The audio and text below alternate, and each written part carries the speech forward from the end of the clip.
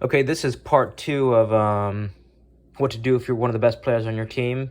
Right, I think you want to pack two bags or start to get two bags sorted. And the reason you want to pack two bags is because, like you're saying, if there's no one around, right, no ECNL teams or no high level teams by you, then one possibility is that you raise your training level, and the second possibility is that you're hopping on a bus. On a Thursday night, or maybe even so you're somehow getting Friday off from school or from work, and you're hopping on a bus and you're going to train.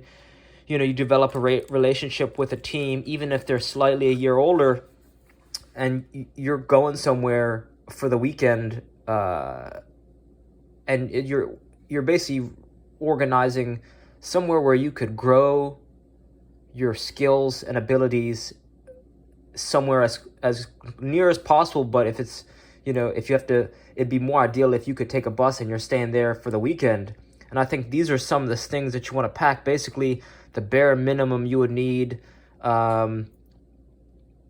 The essentials. So socks and sliders for a game. Basically, you're basically dedicating yourself to playing at a high level. So you don't need anything that's not essential. I'm talking, right, something just to have dinner in, right? You want to be able to have look sharp if you go out to eat, and then stuff to train with, and maybe, right, some sandals, a bathing suit, and then, right, like, that's it. And then I think what you really want to think about the most is your international training kit.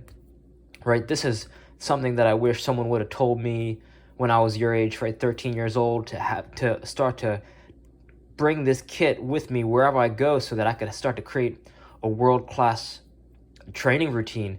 And the crazy thing is, you don't need that much money to develop a world-class training kit. I mean, even a tennis ball and a kick trainer and an RMT rope, just having those three things, those are going to completely change the way you train. And it's not this mysterious set of unknown things you're training for. It's like very deliberate, very simple, yet profound things that'll help you excel. I'm talking juggling and dribbling. Size 1 ball for dribbling you want to invest in. Daily planner, that's a big one, right? Daily planner, because now you're going to start to organize your life. And right, if you're taking this serious and you want to succeed at the higher level, then all these little things are going to add up. 2 golf balls, right? 2 golf balls to roll out your feet, the bottoms of your feet.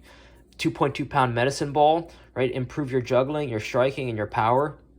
So with just these things, this book, 7 Postures, Kador Zayani, this is going to teach you how to stretch, right? This guy knows he could dunk on a 10-foot hoop. He's 49 years old.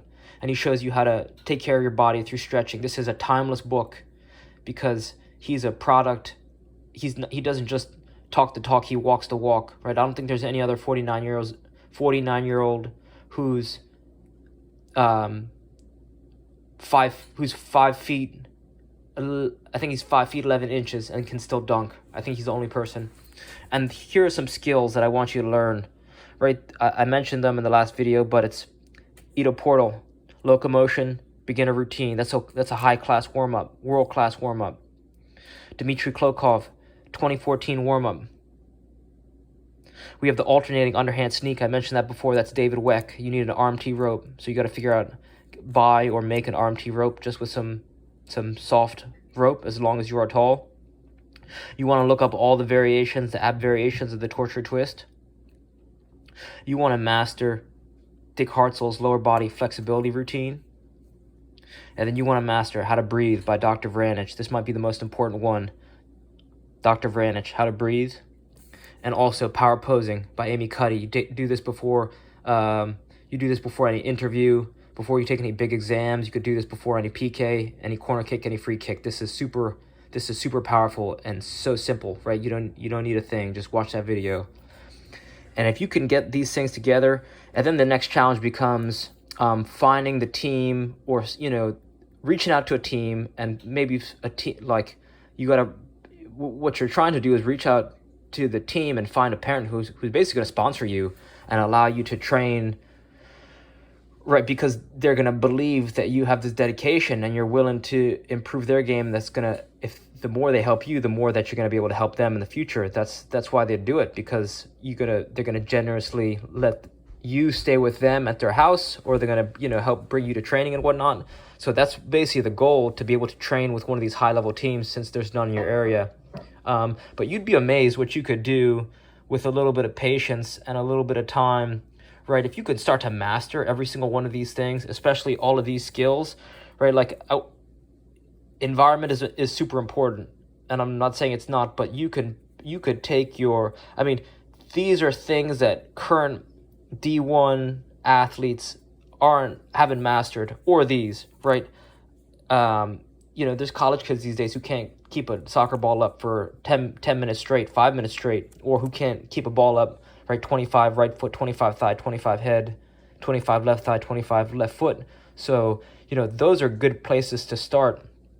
And then you just want to be aware of tryouts, right? At 15 years old, I tried out for the Metro Stars U18 team, and I made that team as a reserve player, right? So I was trying out for teams three years older than me, and having some good results. So if you're 13 years old, you might want to try out for there might be a U16, U17 team in your area that will challenge you and allow you to compete at a higher level. And so these are just some things you could think about.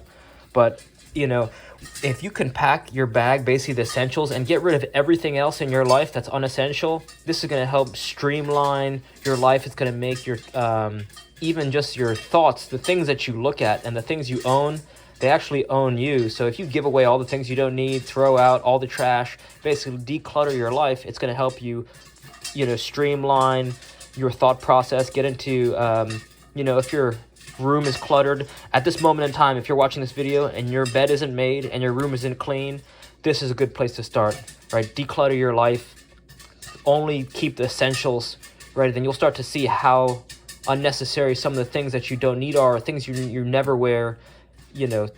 All these, I see all these kids on Boot Room and Reddit, all these kids talking about how many cleats they have, how many hats they have, all this and all that, and it doesn't matter, right? You want to just have the essentials so that you could start traveling the world and training at a high level, and then start putting yourself around other players who are going to challenge you and make you a better player. So reach out with any questions, and I hope this helps. All right, thank you.